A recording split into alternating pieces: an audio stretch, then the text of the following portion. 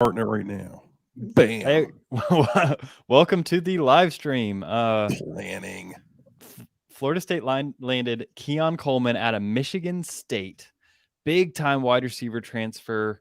Brendan, you're the transfer expert. National 247 brought you on to be a consultant for a while there, so clearly you know what you're talking about. Tell me about Keon Coleman. Why is this guy so sought after? Because he's really good. That's my analysis. Keon Coleman is 6'4", 215 pounds. As a sophomore, he had nearly 800 receiving yards, 7 touchdowns, led Michigan State in pretty much every single receiving category for an offense that had a wide receiver drafted in the second round with Jalen Reed. So he was the better of the two wide receivers, and the quarterback at Michigan State was pretty dreadful as well. So he had really good production without an ideal quarterback situation.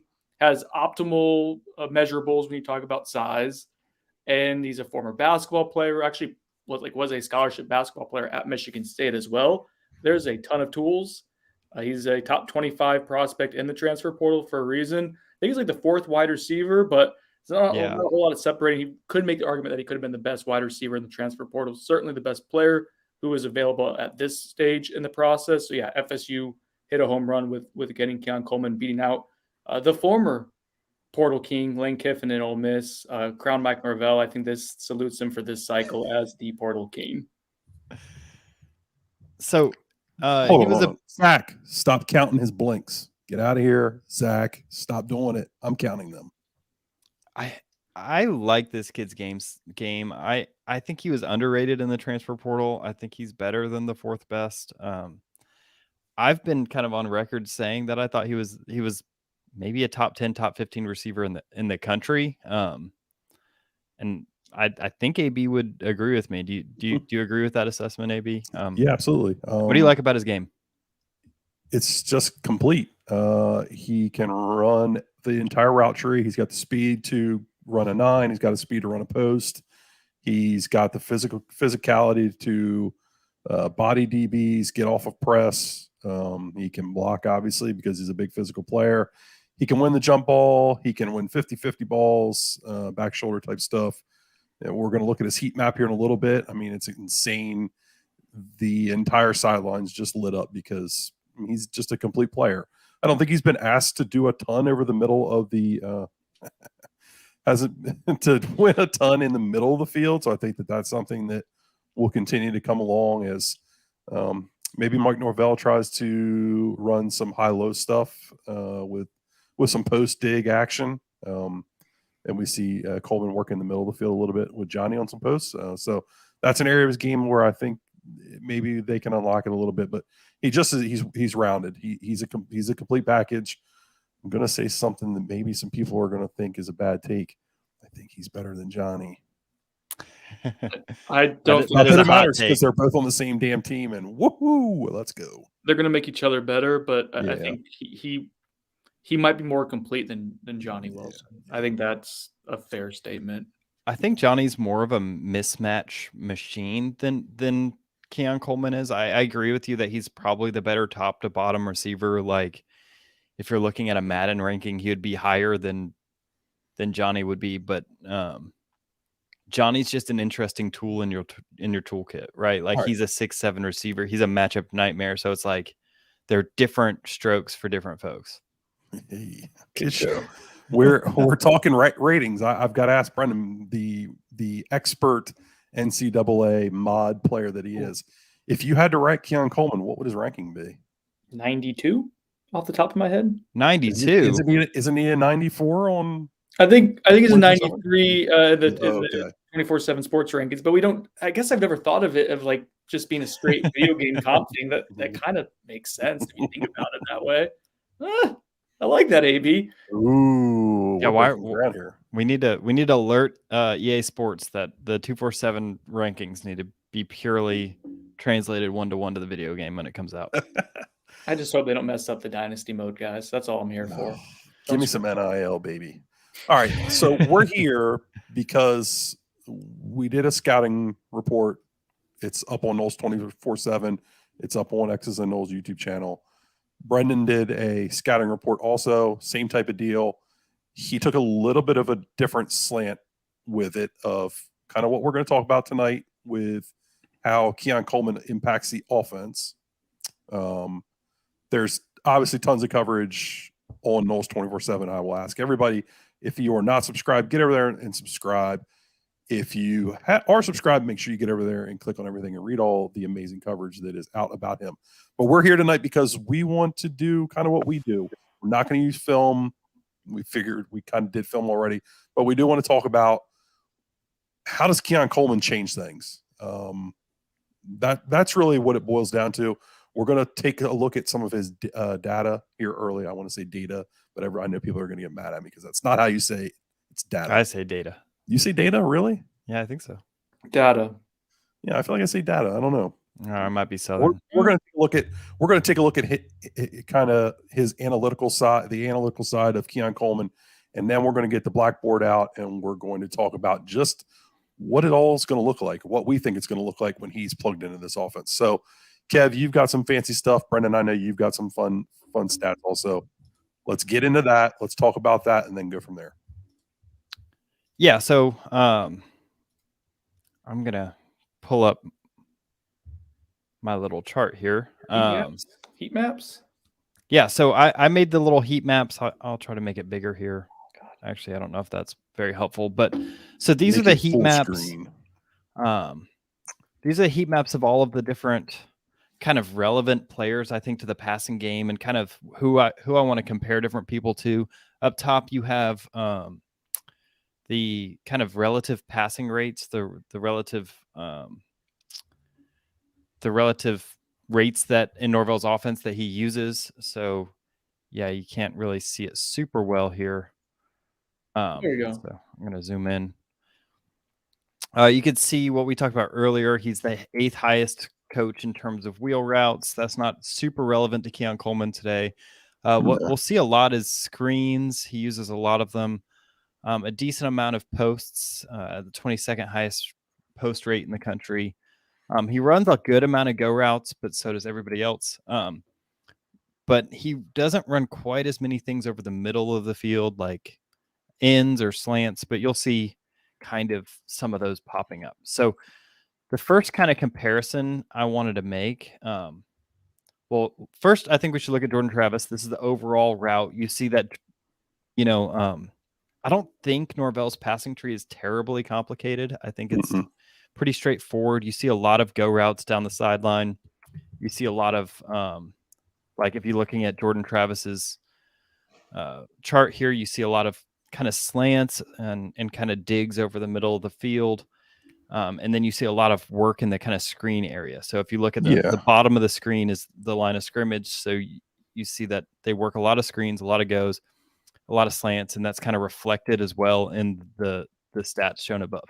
They work off vertical nature on out wide, and then they work off of run game action on that middle stuff. RPOs, some of the screen game stuff, and then you see some of the stuff right down the seams there. That's passes to the tight end. You think when they ran some of the empty stuff against LSU last year, Cam McDonald sitting down in the void.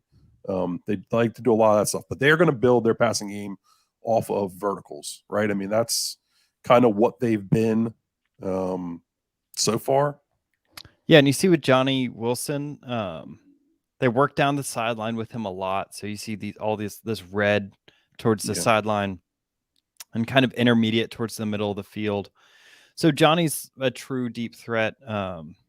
He's that guy that's going to be, they're going to ask to run downfield. You can see that a lot of their routes were probably verticals that were probably back shoulder because they're not terribly downfield. You can see that they're probably in the 15 to 20 yard range. So I think it's going to be natural to want to compare Johnny Wilson to Keon Coleman because, they're both big bodied receivers. They're both go and get it vertical threats. But I think Keon Coleman actually compares pretty favorably to another receiver. Who is that, AB? Tell me about it. Old Pokey. And I listened to the latest On the Bench podcast, and he didn't get mentioned. And I kicked something. I'm going to be completely honest. I did. I kicked something because how the hell does this man continue to get disrespected in the way that he has been disrespected all these years? Oh my God. You know what? So I'm not going to address that. No, but I will talk about Pokey Wilson real quick for you, AB. I think if you took the Pokey Wilson and Johnny Wilson heat maps there and combined them, it probably looks a lot like Keon Coleman's. Which speaks to the complete aspect that we were talking about earlier. That we've talked about with his game. That's kind of what he is. I'm looking at this and I'm just amazed. Like, you're right. You put Pokey, you put Antonio Gibson, you put Johnny Wilson's together, and it's like there's Keon Coleman. But if I wish we could overlay Keon Coleman and Jordan Travis, because they're basically a spitting image of each other, right? I mean, except for some of the shots in the middle of the field, some of those posts, which is crazy because, I mean, Pokey's got a bunch of posts on his that aren't on Jordan's heat. Yeah, so it's only showing like the really high volume areas. So okay. if there's only like 3 or 4 completions, it probably won't show up for JT. Gotcha. Otherwise, it's just all covered. But it's wild to look at Coleman's heat map, because he really is a complete wide receiver. Like, I think when push comes to shove by year's end, like, people are going to be talking about him as one of the better wide receivers coming out. Yeah, I have a buddy who covers NFL stuff and gets pretty into the weeds with the draft stuff. And long story short is he thinks Keon Coleman's like a legitimate top tier NFL wide receiver. Like he could be. Yeah, I agree. Ole Miss was selling him as oh God, who's the kid who just went? Yeah, they were doing the whole AJ Brown. They were trying to do that whole trifecta, which is wild. But Mingo, was it Mingo? Yeah, he went in the second round. Yeah, but that's kind of probably what you're looking at Keon Coleman from a size standpoint, a usage standpoint, and probably what his upside is like a mid to early, like second round prospect if things go well for him this year. I think that's what his camp's thinking as well. Depending on what he runs, I mean, if he busts off a 4.4, I mean, suddenly you're looking at a first round type of talent if he were to throw a 4.4 down. Like, I mean, that's but that's the difference between first round receivers and second round, third round guys. But I think we can have a reasonable conversation right now. Yeah, I think so.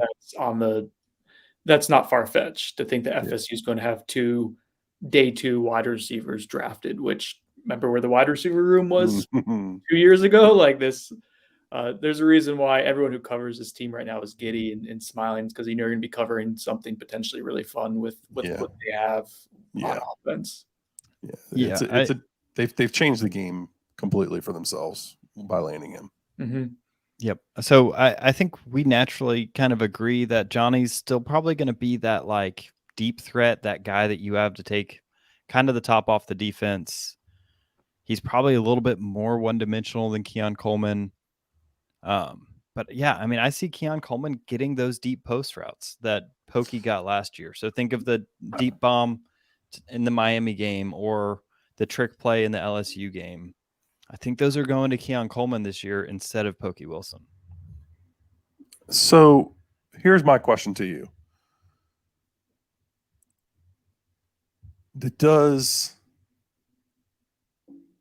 Is Johnny going to take a dip? Because, I mean, I guess there's going to be a natural aspect to Johnny taking a dip here, but does Johnny's game change now with Coleman in the offense? Like, how does this impact Johnny? That's kind of, I guess, what I'm asking in a weird way, but how's this going to impact Johnny? Because Johnny's a throw it up in the red zone. Coleman's a throw it up in the red zone. Johnny's a back shoulder fade, throw it up down the sideline kind of guy with some slants and some RPO post stuff mixed in. Coleman's kind of an all around guy. I'm curious, what do you guys think? How does this impact Johnny's game? So, Brendan, I would ask first, how did Johnny's game improve through the spring? Yeah. And then where do you think he's growing? And what do you think how do you think Coleman's game kind of shapes where Johnny goes as far as usage?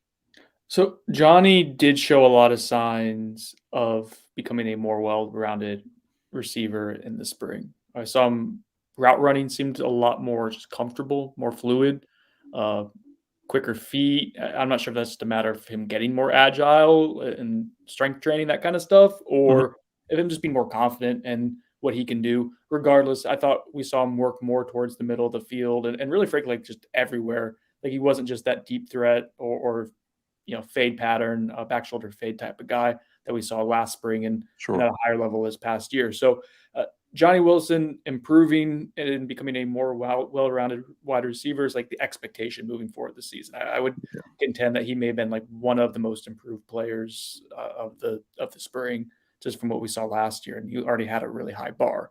I know we're gonna get into this a little bit, but with Johnny Wilson, like teams started to cover him very differently after that Louisville game. I remember Alex Atkins talking about that specifically. I know you guys have diagrammed that and talked about that with a lot more bracket coverage or just people safety shading to him a little bit. That's when we talk about like what, and I want to get your guys' thoughts on this because will Johnny Wilson get as much usage and volume as a wide receiver? I don't know. I mean, his yard per catch isn't going to go up a ton more. He's already averaging 20 point something. But what he did, which is, I think, most among any returning wide receiver in Power 5. So, like, it's going to be tough to beat that efficiency-wise. But what I think we can see is him not have to work as hard to get it, and you can get more layups and just more efficiency. And when you do get him the ball, you're going to know you're going to get those 20 yards per catch, but it's going to be easier. So I don't know if usage is going to go down, but I imagine like this is what we're going to talk about, right? It's like you're going to have to pick their poison with those two guys if you use them at the same time, which I imagine we'll see them both on the field a lot at the same time. So in my mind, they're kind of different players. Here's Johnny Wilson's stats. He got almost all of his yards off goes and post routes. So he takes those go routes and he converts them into yards. So I think in a true sense, he's a take the top off the defense kind of player. He is going to go downfield, and as well as anybody in the country, I mean, 40 scrimmage yards per play on go routes, on targeted go routes this year. That's insane. That means every time you threw a go route to Johnny Wilson, you average 40 yards. Keon Coleman's looks a lot different. I mean, crazy. He got a lot of hitch routes, a lot of ends, a lot of wide receiver screens. You can see there's more of a focus on getting him the ball in his hands early. I think we can't discount him as a go route player because he still got 29 yards per target on goes, but I don't think he quite excels in just dominating a corner in a go route downfield in a way that Johnny does. But I do think he's the kind of guy that you get the ball in his hands more often on these hitches and ends and screens. And I don't know. That's why I almost think, and we're going to get the blackboard up here in a little bit and talk about it, but that's where I almost think Johnny's going to take more of that pokey role than Keon is. How so? I especially with his length. Johnny wins with that length so well on those deep balls. That's what's kind of wild about him. It's not elite speed. It's not that he pulls away from people. He does have very good speed for a dude his size, and the strides are ridiculous. But I almost think Coleman's going to be the guy doing more of the dirty work in the middle of the field, like they sold with an A.J. Brown. A.J. Brown's best route, he plays for the Eagles now, his best route when he was at Tennessee and with Philly this year was on the dig route. And that's it. That is his specialty. Using that big physical body, getting corners on his back hip, and using his explosiveness to pull away. I think that's an area where Coleman is going to be successful in an area where I think Florida State's going to try to get him utilize him more. Is opening up that space in the middle of the field with Johnny taking the top off and using that length down the field. Because again, and we're going to talk about it, that teams are going to have to play with two safeties. They can't roll a safety down in the box. So that becomes the next question is like, and I'm sitting here thinking, I'm trying to get each question out. Like, how much of this offense is going to be based around the run game?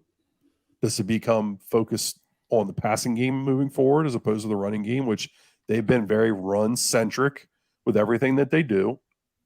Thinking about the RPOs, play action stuff. I mean, so many of their successful plays have been off of play action or some sort of run action. Does that go away?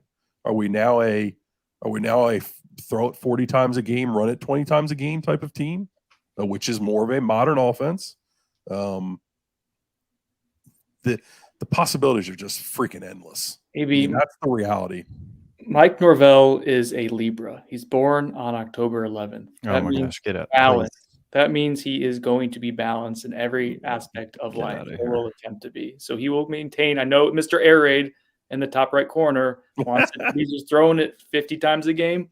There might be some weeks where you do that. I think the beauty of what we're going to see, and I know Kevin's going to start diagramming this, that's what we're all here for, is that Florida State is going to be able to do whatever the defense dictates, right? The defense is going to have to cheat towards something to take it away. If you want to keep two safeties up top consistently, Trey Benson, Rodney Hill, Lawrence Toafili, Jordan Travis, the run game, Jaheim Bell, whoever is touching the ball in the backfield is going to have a lighter box more often. If you want to start cheating someone down a little bit, you have two of the best deep threats in the country in Johnny Wilson and Keon Coleman. Then you have Jaheim Bell working the slot, and then you have Winston Wright coming back from injury, and you have Lawrence Toafili doing wheel routes. And pick your poison. I wrote about this like when Keon Coleman was being recruited. Like if you get him, dream big, because you now have the answers for everything that a defense throws at you. And I think even, dare I say, like elite defenses that you'll face, you should be able to score consistently on them, or at least have opportunities to score a lot because you'll have answers consistently. All right. Well, let's get the chalkboard up here, Kevin. Unless you got any more fancy schmancy stats and charts or whatnot. Nah, the chalkboard's as fancy as we need to be. Okay. All right. I want to ask this question first to Brendan because I heard him address it on the instant. Are there too many mouths to feed?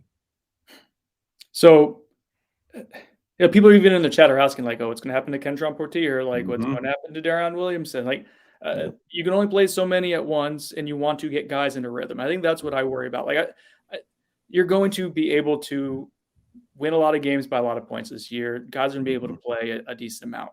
I think it's about creating a rhythm. I think that's when I ask, like, if it's going to be too many mouths to feed, are you going to be able to, like, is Jordan Travis going to be overthinking things at any point and trying to keep everyone happy? Or are you just going to be able to just do whatever the play dictates? Ultimately, like, if you're winning games, all that stuff kind of doesn't seem to matter as much. Guys are totally fine. Like, Sidney Williams transferred at the end of the season, but during the season, he was willing to move to linebacker. He was busting his butt on special teams. He was one of the first guys off the sideline to celebrate. So if you're winning, like, you're fine with your role, even if it's not substantial. So I know it's a long-winded answer to the question, but I don't think it matters a ton as long as you're winning and as long as the quarterback is confident and the offensive coordinator can get the quarterback in a rhythm. Yeah. I think that's a good point. So before we get into too much into the chalkboard, because this will dictate kind of how I determine these numbers, I think we should all come to a consensus. What is FSU's base offense going to look like? What's the base formation do you think they're going to run with this year? I would say you need to put a tight end on the line of scrimmage. Okay. I'm working on it. Yeah. Yeah, they will. I don't. I think there's going to be an inline tight end. All right, tight end on the line of scrimmage. I'd bring that backside flex down in there some. I mean, they like to do that, and then essentially that. All right. So who do you think is going to be this inline? Morlock or Biscuit? Morlock. I think Biscuit starts out there, to be honest with you. Right? I mean, you want a blocking tight end. They're going to want a tight end in there. Yeah. I imagine Biscuit's going to get a lot of reps as your best blocking tight end. I think the three tight ends will have pretty comparable snap counts by the end of the season, within 100 or so of each other. So then these other two. So we probably have Johnny Wilson, Keon Coleman, Jaheim Bell, maybe. Jaheim Bell or Winston Wright, depending on what you're trying to do. Yep. That series. Yeah. Okay. So we're going to work with these numbers. I'm going to start with him out wide first. Yeah, sure. Sure. Because I'll go to a reduced split because I think there's some fun things you can do there. All right. Let's assume we man up everywhere.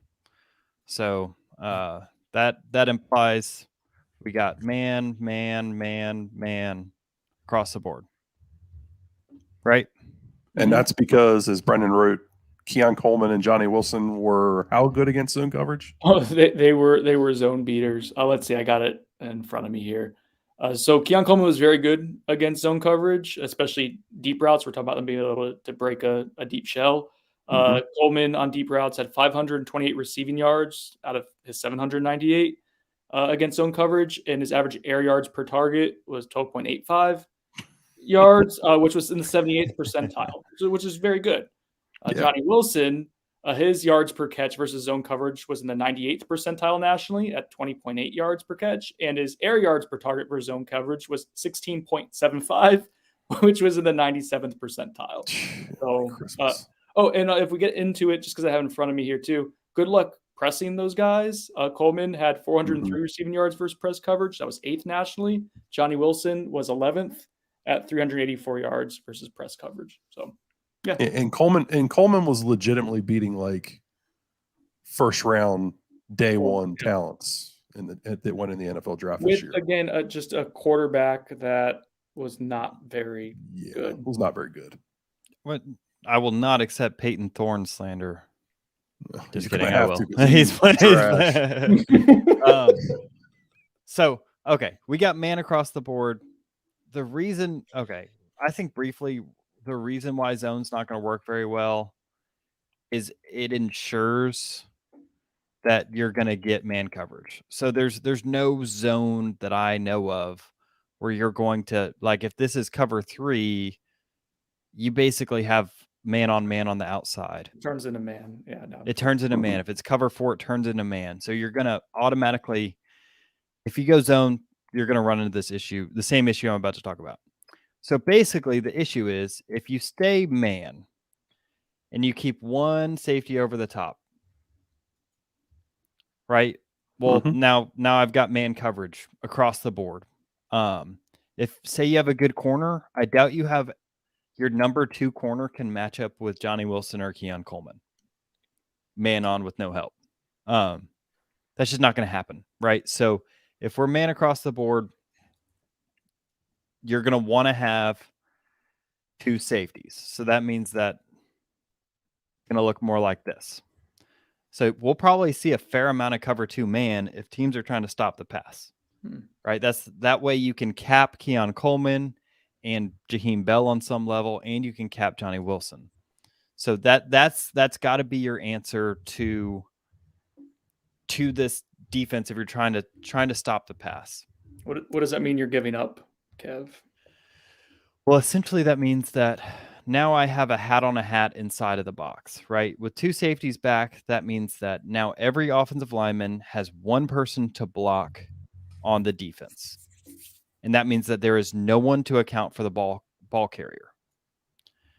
What makes this especially effective is you can also do this thing where you can get double teams and essentially leave one man unblocked because you have 2 ball carriers in Jordan Travis and Trey Benson or whoever the running back is. So essentially the defense is actually a whole 1 to 2 men down in the box if you choose to cap these receivers. There's no way around it. If you either have to leave yourself in man coverage on the outside with both Keon Coleman and Johnny Wilson, or you're going to be a whole man down in the run game. And what makes this interesting is what AB was talking about earlier is you can kind of bunch these receivers in here, and now you have take it off the line. It's a legal formation. What the hell are you doing? Sorry. But now you have Biscuit, 6'3" Jaheim Bell, you have 6'7" Johnny Wilson, you have 6'3" Keon Coleman, and you basically, if the defense refuses to change who these corners are, you're going to have a 6'3" to 6'7" guy out here who can essentially buy you the edge on outside zones if you can't afford to put in a bigger body, because if you do put in a bigger body at cornerback, now they also have to defend Keon Coleman or Johnny Wilson downfield, which again is a recipe for disaster. So to me, there's no way to really win here as a defense. Yeah, I think the game plan, if you're a defensive coordinator, and I'd love to hear both of your thoughts, is you've got a bank that you can get a bust against this offensive line, which I think is going to be better. I'm still not sure how much better it's going to be. I do think it's going to be better. I think Byers is going to come along and at some point and show all of his potential and play up to his potential as he learns the offense. But Roddick looked, Rob Scott's a player that's, always kind of dealing with something and working hard. And, bless Harris, we did an entire video on how much I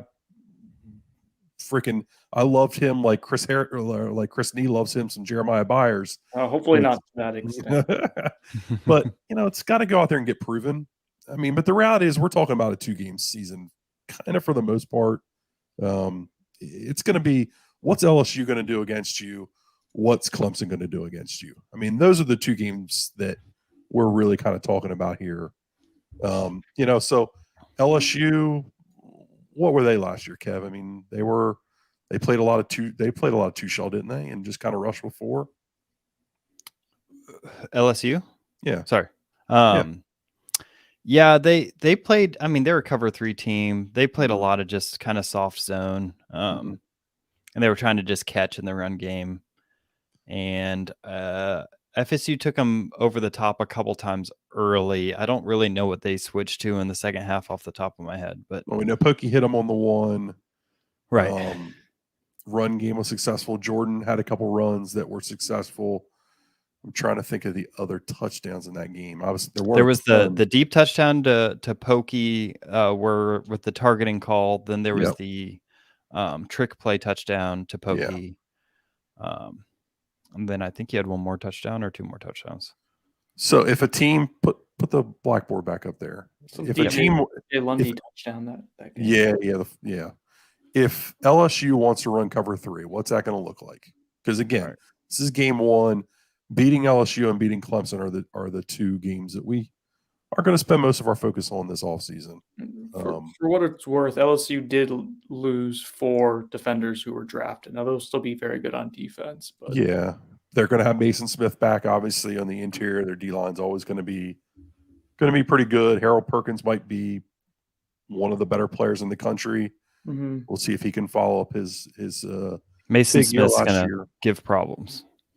If he's 100%, like he's coming off, he'll be a year removed almost exactly from ACL. So, yeah, we'll see what he looks like first game back, but I figure he should be pretty good. Yeah, and I don't know any of the. I can't say that I can sit here and name anybody else on that defensive line for them that'll be playing, but we know that their secondary was one that got some negative press from the spring, and they've been taking a lot of transfers. Denver Harris, they just landed a safety. So they do seem somewhat desperate to rebuild that secondary. So if they're going to run a lot of cover 3, all right, so Kev's got it drawn up there. You've got Coleman.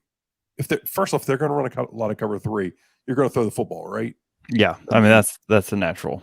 Yeah, and you're going to throw verticals, right? I mean, that's kind of what you want to do. Hit him here.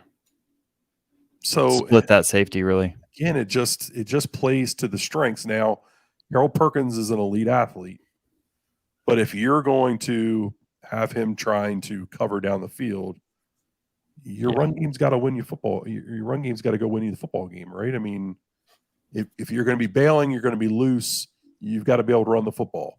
And then when they come up and they want to start being physical and aggressive against you, then you throw it to your studs on the outside. There just are so many answers to anything that these teams are going to want to do to you. I wish maybe this is something we can do later. Pull up some Alabama when they had Jerry Jeudy, they had Riggs, that group, and see how teams tried to.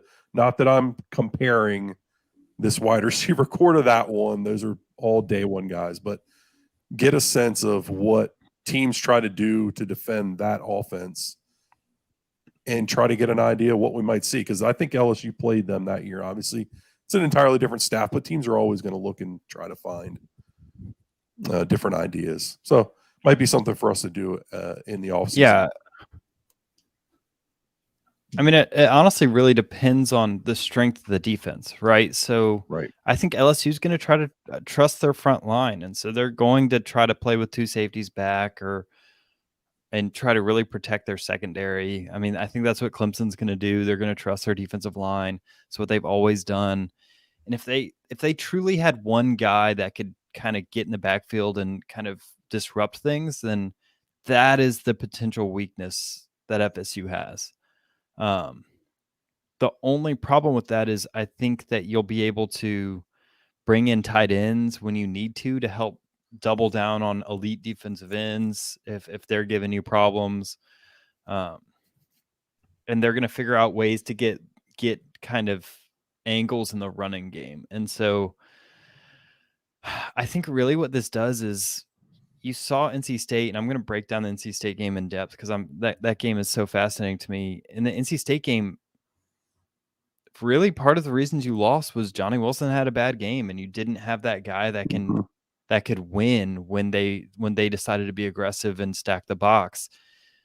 And now it's just the chances that both Coleman and Wilson are having bad games at the same time is really low. That's why I love the addition of Coleman so much. Yeah. People in the chat have asked about like the expectations, what this does for the season. I think it raises your ceiling demonstrably. Like you can envision getting to the playoffs, which I think you could have anyways. Like that was a realistic possibility. I wouldn't say it was likely, but reasonably so. Like that was a chance. Now I think you can see yourself winning a playoff game because you are going to have the firepower to keep up with teams nationally. Just depending on if you bring your A game on offense, if you're clean, and if your defense is playing well at that point in the season. But what I like so much about the Coleman take in regards to what Kev was just saying is like there's this insurance policy that you're taking out with him. Yeah. And that's an insurance policy to make sure if something were to happen to one of your skill players, like that's another guy that you add to the mix. That's one more pro style type of body that you have on the roster. If Johnny Wilson has a bad game, you're buying an insurance policy for that. And you're just taking insurance out on Jordan Travis being like, you're giving him another weapon. You're giving him another tool in his toolbox. And of all, maybe it's just because it's May and this is prisoner of the moment, but of all their additions in the transfer portal, I think this one has made me the most excited. And maybe it's because we already see what the big picture is and the final piece to it. But like this has made me this singular addition has made me recalibrate what this team can be more than any other they've had this offseason, other than retaining some of their guys. This is I can't understate how significant of an addition Keon Coleman is. Yeah, I think in the modern game, you're seeing more and more that wide receivers win championships. Wide receivers make the quarterback's life easy, right? Cooper Kupp in Los Angeles was so open that a blind man could throw it to him half the time. And it makes your life just so much easier as a quarterback. You see, you see it all over the place, so these wide receivers are becoming more and more valued in the modern game because separation is what makes the passing game work. And that's one of the drawbacks of the air raid is that they don't really value the wide receiver position. But like, I think you're seeing more and more often that these wide receivers are getting separation, and that gets yards, and that wins ball games. And so I don't want to forget Jaheim Bell as well. I think he's also kind of a wide receiver in this group. But those three together. So here's the question. I actually have a couple questions. Is this the best wide receiver group in the country? No, Ohio State. It's funny. So Ohio State is probably the clear. Not probably. Ohio State is the clear one, and deservedly so. Washington and Texas have really good wide receiver Mhm. cores too, and it's funny. It's like these. I think FSU enters that tier, knocking on the door with say a Texas and a Washington, where you have multiple like day one or day two type of wide receivers. So I think you put yourself in the top 10 to maybe top 5, and maybe even in the top 5 for that conversation. I think if Winston Wright was 100% and he was the Winston Wright from his time at West Virginia, or we knew that he was going to be that for sure, I think you put it in the top 5 pretty easily. Yeah. Not knowing necessarily what he's going to 100% be. I still, and I loved Kentron Spring. I still don't know if he's going to be a reliable piece for you this year. Like, we've seen the ups and downs with him, but he's still a really young football player in the same breath. So I don't know if beyond these two they have a guy that they can say that they can plant their flag and say that they're going to be able to depend on. There's a lot of praise out there for Vandravius Jacobs. He's a true freshman. Like, it's a hell of a lot to ask for that young man to go out there and make a big impact and be a consistent performer this year. Akeem Williams is a player who's going to be developing a lot in his freshman season, looking to become a star in his sophomore year in 2024. I mean, Tron was kind of that guy that you're banking on to take that next step. We'll see if he does. If he does, then yeah, I mean, I think you start having those conversations about where they are in the pantheon of college wide receiver cores. But I mean, I think right now it's really good built on these two, and then we're going to see what the hell you get out of the rest of them. So I do agree with you guys. I think they're in that like number 2 group you can make with Washington, Texas, maybe LSU. You could put in that conversation. If I consider Jaheim Bell a wide receiver, I think they kind of go into that group. So the next question is, what is the weakness of this offense and where does it set the floor of the offense? So like, I mean, I think the offensive line is still Mhm. a weakness. Now it's not Yeah. the weakness that it's been in past years, and I think it would maybe be a strength on some teams in the ACC, which is really shows how far this has come if that ends up coming to fruition. But I think some of those early season games that you guys have alluded to, Clemson and LSU specifically, like you're going to see just how far that offensive line has come. So, and then if you make the playoffs, like I don't know if this offensive line is ready to handle a Georgia or Alabama. Probably not. But that's the one that I think your skill talent, you can match up with pretty much anyone in the country and feel like, okay, we're top 10, Mhm. top 5. I think quarterback, yes. I don't think quarterback. I know quarterback. Top 10, top 5, maybe top 1. Who knows? But I don't know. Caleb Williams pretty freaking good. give me J-Trav Hive all day. But seriously, like J-Trav is a top 5 quarterback, and Mhm. all coming back this year should be looked at that way. So offensive line, maybe a top 25, top 35 unit. Like, so that's where your weakness is, I think, Kev. Yeah, it still feels TBD to me. Yeah. Yeah. So I mean, I completely agree. I think I'm still a little bit worried that Maurice Smith hasn't been passed up. I know he probably looks better than he did last year, but you still have some interior guys that I don't know will be able to get push against. Yeah, there you go. The center, the weakness is the center, and snapping the ball is important to me. I think the offensive line's got a really good floor. I just don't Yes. know if it's ready to be a strength. Yeah, ready to go win you a football game. I still just don't know if they're there yet. I still think that it's going to be really good. It's going to be much improved again over last year. I just don't know if when you need it, can it win you a game? And it very well could. I think it'd be like, we know what Jordan Travis is. We have a pretty damn good idea of what Johnny Wilson and Keon Coleman will be together. Right. We know what Trey Benson's expectations should be this season. And then you anticipate him building on it too. Yeah, the offensive line's the question mark, Kev. When you got there last year, and you got in that stretch of those 3 games, Wake Forest, you lost. And look, some of it was due to injuries. You put a Darius Washington out there who just wasn't ready yet physically. Mm-hmm. Jason Turntine was giving you everything you got. It just, it was limited in some capacity. Wake Forest, you lost that game kind of because your offensive line. Yeah. And then there was some stuff in the second half where the defense didn't get the job done. Mm-hmm. You think of the critical moments of Clemson. Rob Scott just gets whipped by a really good edge player, but a play in this time of his career where you just need him to kind of make those plays and make those blocks, and then you get a strip sack and they go down and score and they put the game away on you real quickly in that 8-minute stretch, the old middle eight. NC State, it was another game where the offensive line just kind of couldn't handle it, and they were bringing 3 a lot of the game. So it just, when pushes come to shove, they still just haven't gotten to the point yet as an offensive line, and I think it's going to be better this year, where you can say, I can count on them game in, game out to go win me a football game. And I think they've worked really hard to get there, bringing in a Byers, a Roddick, a Keandre Jones. They brought in big dudes for a reason. I'm just going to – that's where my hat is for let's see what happens.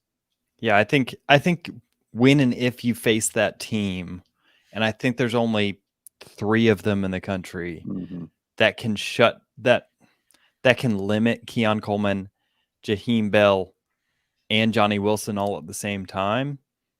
Will you be able to push them around? Can you trust your offensive line to get push against Georgia when they lock down your receivers?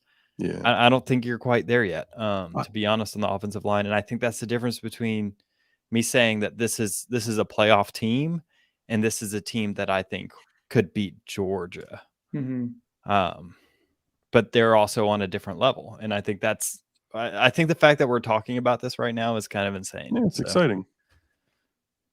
If before Keon Coleman arrived, before you secured this one, if let's say you went 11-1, and then you beat Clemson in the ACC championship and made a playoff berth, and you 1 versus 4, you're going against Georgia. Before Keon Coleman, what would you say? If you played Georgia 10 times, how many times could Florida State win that? 1 to 2? I would say 0. Yeah, I don't think you would beat Georgia. You think that they couldn't win 1 time out of 10? Okay, so now you add Keon Coleman to the mix. Where does that extend to? Does it buy you a game or 2 now in your mind? Yeah, I think 2 to 3 is not crazy to say. So I think you're kind of in that like Ohio State last year, where you have some holes on defense, but your offense is borderline elite, and can kind of keep you in a game against Georgia and put you in a position where you can steal one every few times. So you'd have a puncher's chance if your offense was so that's what we're talking about here, and like that's why this is exciting. Is because you've raised the floor you've raised the ceiling of what you can be. Well, I think that what's important, and we've spent the last 10 minutes talking about the offensive line, mostly me rambling on. In games now against LSU, against Clemson, against Georgia, those teams are likely going to show you a 6-man box at times. Yep. And when they show you a 6-man box, the difference in these games are going to be, can you win against those 6 men? Can you put your 6 against their 6 or your 7 against their 6 and go win the football game? And that's really kind of where it's going to be at. And I think that will be the difference in those football games for this offense. Because, I mean, let's be honest. People keep asking about the defense, and they want us to talk about the defense, and everybody wants to know, is Adam Fuller going to get it together with the defense this year? This team is going to live and die by this offense. That's what a Mike Norvell teams are always going to be. They're going to win or lose based on their offense. So he wants Adam Fuller to make 3 stops in a game. He doesn't want Adam Fuller to have it necessarily design his defense to be the number 1 defense in the country. He's going to outscore you. Yep. We saw it at Memphis. We've seen it everywhere he's been. I mean, he wants to outscore you, get enough stops, and force field goals in the red zone to go win football games. I mean, that's just, I believe if you asked him, you gave him the truth serum, he would tell you that's. I mean, you saw it last week. That's what he wants from his defense. Best case. They could have gone all out and got Jalen Key and made it very interesting for him to come here.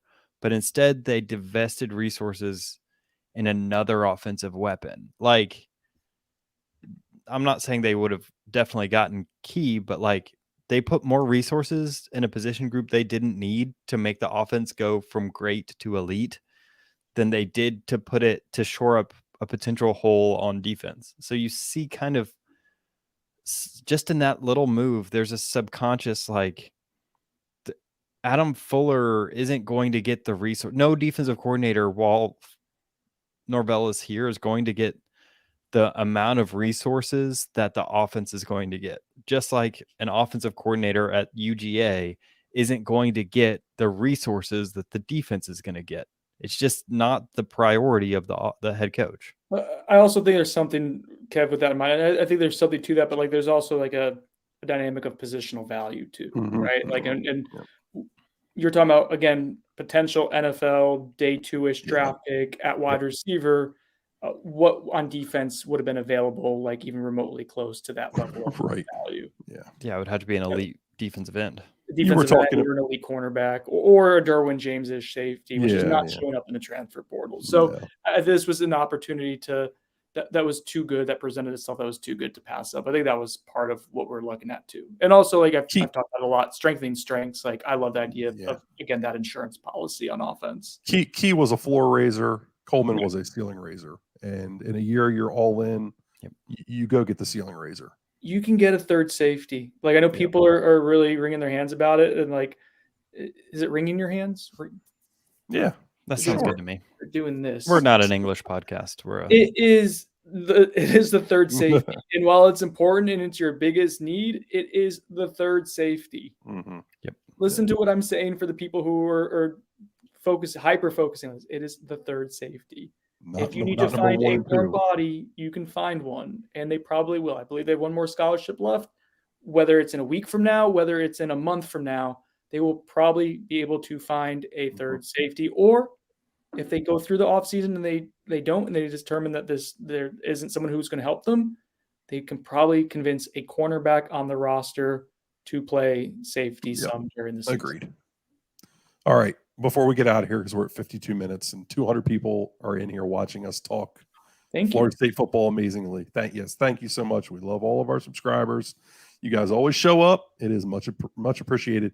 Brendan, before we started, you said you had a question. Have you asked that question to us yet? I think you guys have answered the question that I have not asked. And I want to hear it anyway. So Johnny Wilson is the 9 in this offense, this scheme, right? He is the on-ball wide receiver. The 2 typically is what Pokey Wilson was. It's a guy you're going to move around, who's a bit of a vertical threat. You can move him pre-play.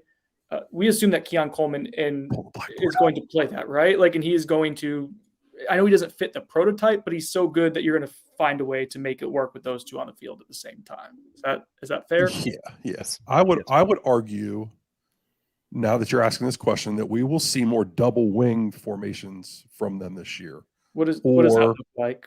All right. So if you put, again, this being all about balance. You can put him down there. Put him out wide. He is a Libra. Put him out wide. There you go. Put another on the ball receiver out wide. Yeah, put him in the wing there. Put your inline tight end off the ball as a wing. Put that one on the ball. There you go. Okay. I would argue you're going to see a lot of 12 personnel with that look right there, because now you can run counter tray either way. You can run your run game either way. You can run 4 verticals off of this set. Mm-hmm. You can work your RPO game both ways. I just think that this is an extremely balanced look for an offense with 2, because I'm going to assume that it would be Morlock and Jaheim Bell in there with 2 wide receiver bodies at tight end. And they did do this against they started doing this with success against Clemson consistently. Yep. And I think Mike Norvell realized something about this program and that loss. And that's that they could line up in something like this AB and run out a good defense and have a decent level of success. And they kept going to this type of balanced look with 2 tight ends throughout the rest of the season with a lot of success. And here's why Keon Coleman is vitally important. Because I think without Keon Coleman in there, teams would be able to put a safety into the box and stop you, because Bell and Morlock are not going to be great blockers. Yeah, they won't. They're going to be adequate at best. Bell especially, we'll see on Morlock. Because this guy could I don't cheat think I'm to talking take out of away turn on Johnny. Jaheim Bell. I just don't think that that's Jaheim's game. I think he's an elite athlete and going to be a great receiver, but he's going to be an adequate at best blocker. If I'm talking out of turn, then somebody correct me. But so far, the film isn't out there of him being a great blocker. I hope he proves me wrong this year. But you're not going to be able to put a safety in the box against this look now with Bell, Morlock, Coleman, and Johnny Wilson running 4 verts at you, because the safety's not going to win that battle in the middle of the field. Right. What I was saying is you could put your number 2 corner on Johnny Wilson and just bracket him by cheating the safety over and have your lockdown corner on a number 2 receiver.